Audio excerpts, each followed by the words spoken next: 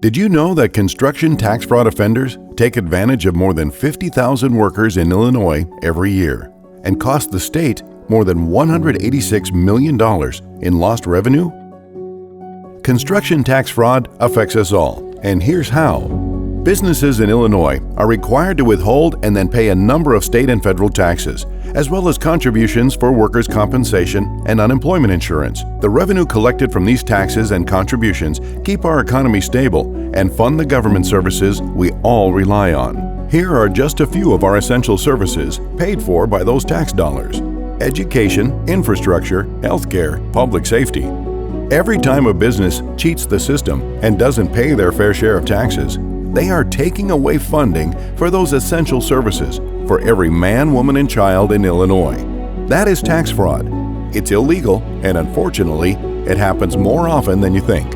In the construction industry, tax fraud most often comes in two forms: paying employees in cash and purposely misclassifying employees as independent contractors. When this occurs, the state loses out on key revenue, but employees lose out too.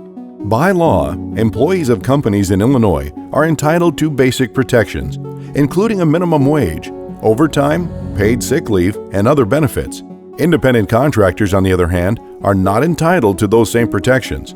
That's why shady subcontractors, in an effort to save a buck, will try to cheat the system and purposefully misclassify their employees as independent contractors. This in turn gives cheating subcontractors an unfair advantage with lower labor costs, allowing them to win bids on construction projects over those that play by the rules. The end result? Law-abiding companies and taxpayers are left holding the bag.